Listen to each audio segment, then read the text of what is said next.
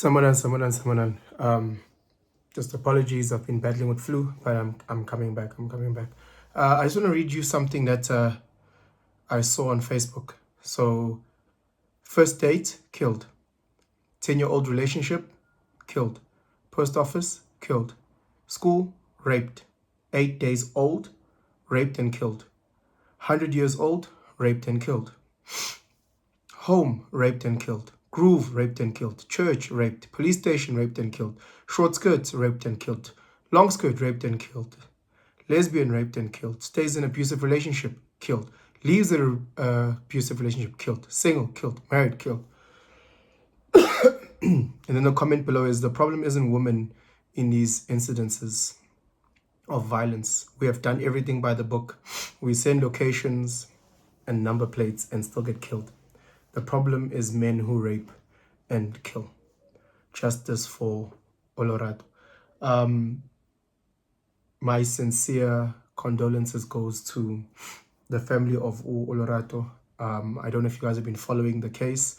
Olorato Mongale, my apologies, went on a date. And did everything by the book. Sent location to a friend, told her friend exactly where she's going, left her place, and within about 2 hours, her body was found dead. So they're still investigating exactly who the guy is. They have identified as John, who drives a Polo Vivo. Sincere condolences goes out to the family, goes out to her loved ones, her friends, her colleagues. Yeah, it's another one. It's another death, guys. It's another murder. It's another rape. It's another GBV. It's another one. You know? And I don't know if we're ready to have this conversation. And the comments, one of the comments is like, and then the stupid men of South Africa will say, because you're chasing money. You know, some comments also don't help the situation. I think if I break it down, last year there was about 20 murders in this country, overall murders. And of the murders, I think it was something like 18,000 were men. Of the 20, 18,000 were men. But who killed those 18,000? Men. You know, I was listening to the police spokesperson speak in the past 4 years. Over 13,000 females have been killed. And the majority of those murders are men. Like, men are the ones that are killing. You know, whatever you want to talk about, gang on gang violence, men, farm murders, men, GBV, rape and murder, men on men. It's men that's killing. And we're not ready to have this conversation. You know, we're going to just say, men must stop. Okay, men, hey, Machita, stop killing our sisters. Sebes, we don't worry, they'll stop. That's a very stupid, narrow-minded approach. It's understanding that we need to get to the cause of it. You know, I've got nieces, I've got a sister. There's so many females around me. And one of the things that I'm constantly in fear of is rape and murder of them, you know. But here's the thing. One of the things that I'm most fearful of is me. They say most rapes are people that you know in your circle. There is a real problem with the mental health of men. Whether you go to America, whether you're going to Europe, the Middle East, all these mass murders are men.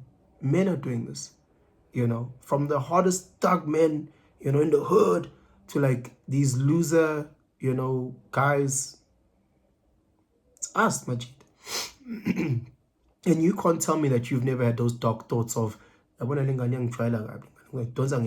of us have had those dark thoughts, you know, and then some take those dark thoughts to the next level and actually do it.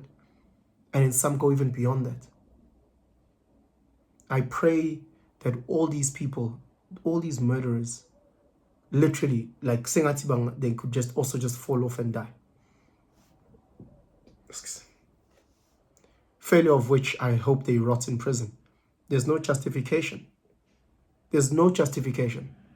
But again, I feel like this is the symptom and we're not going back to the cause. We're not going to the cause. I need you guys to do me a favor, or do yourself a favor. Go on YouTube and watch a little documentary on Nora Vincent. So for those that don't know, Nora Vincent is, or was rather, a lesbian lady. And she did a whole documentary series where she dressed up as a guy. And she said, look, she wants to infiltrate the patriarchy, you know, from the inside, you know. So she's a tall, you know, biggish lady. So it was easier from a physical point for her to look like a guy. So she dressed like a guy.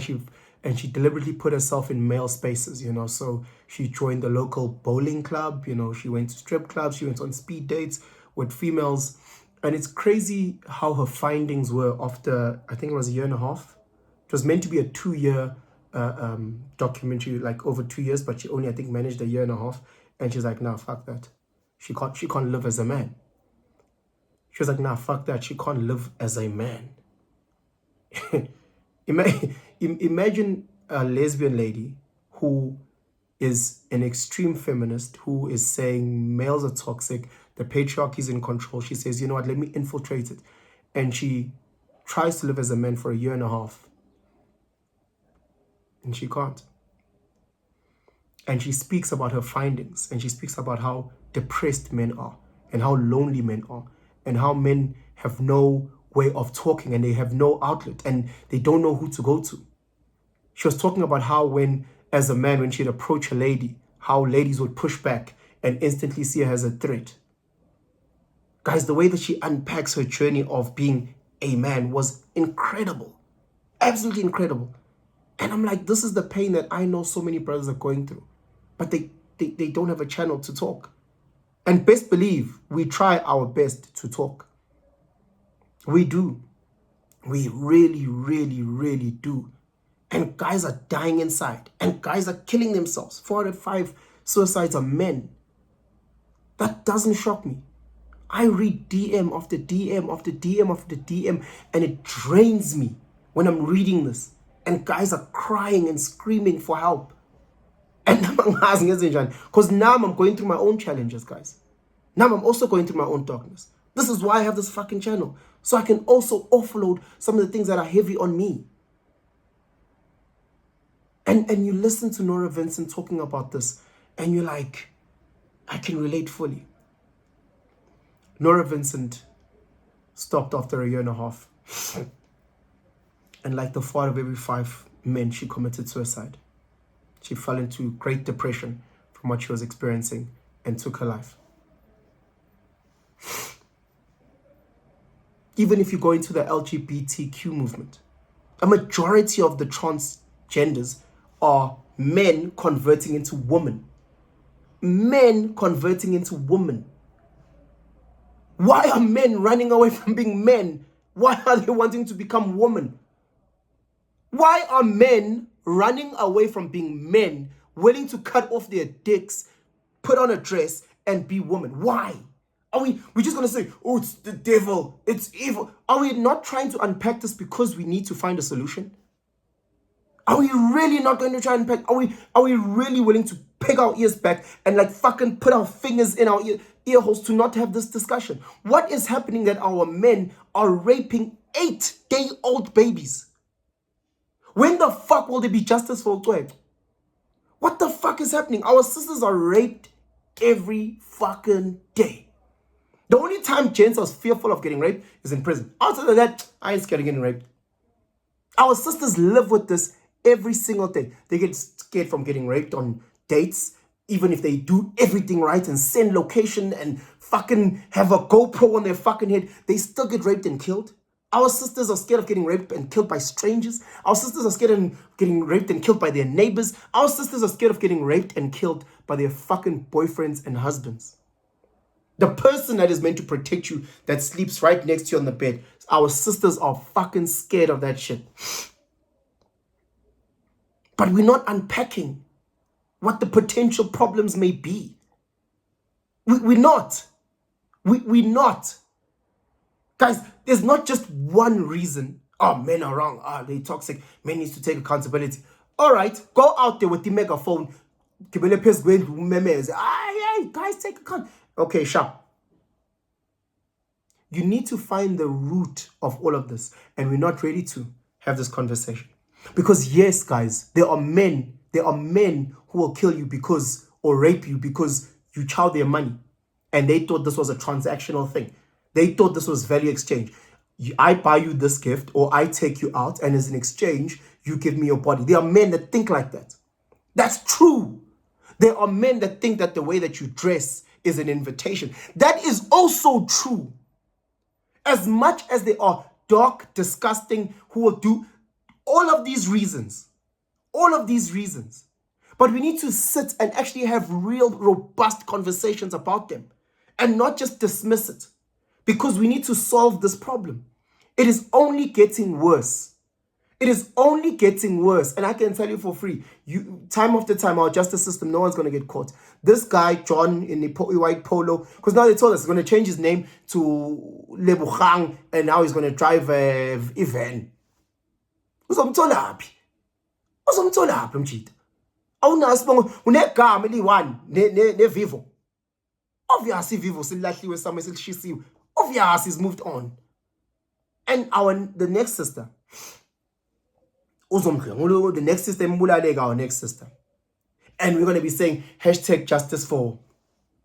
Siyakhala, guys. Sikhala sonke. Let's actually be honest. Sikhala sonke. Akekho ohlele khona enohlekayo. Yeah, gents. On a side note, we need to have real discussions as a machit. We always laugh and joke about #men's conference. And we'll voice our frustrations about our sisters. And we'll voice where we feel they've hurt us and they've cheated on us and they've done this. We'll voice that. Because for many, maybe that might be a trigger. And it brings out the demons. It brings out all the trauma, the unhealed hurt. And maybe that's what makes them do disgusting things. And we'll talk about other things, your financial stresses. We'll talk about your family, your religious stresses, your level of immorality, the toxicity of society. We'll unpack that. But we need to have these conversations. Because as much as you think that you're next to Jesus, guys, could be you. Many guys that we know, I'm a celebrity, have been accused of rape.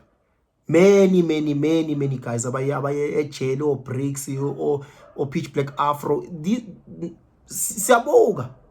It could be you who's watching right now who knows they've raped someone and angazi ukuthi idlozi lakhe because she hasn't opened the case, or maybe she has opened the case and there wasn't any evidence, and you're watching this and you're keeping quiet. Let's have these conversations. What led you to that? Let's understand this mind. Let's understand, let's break it down so that we can actually solve these problems rather than just fucking bullshitting and pulling shit out of our ass. But again, just my sincere condolences for the loved ones of Olorato, her family. Yeah, guys, guys, have yourselves a fantastic day. I'm out.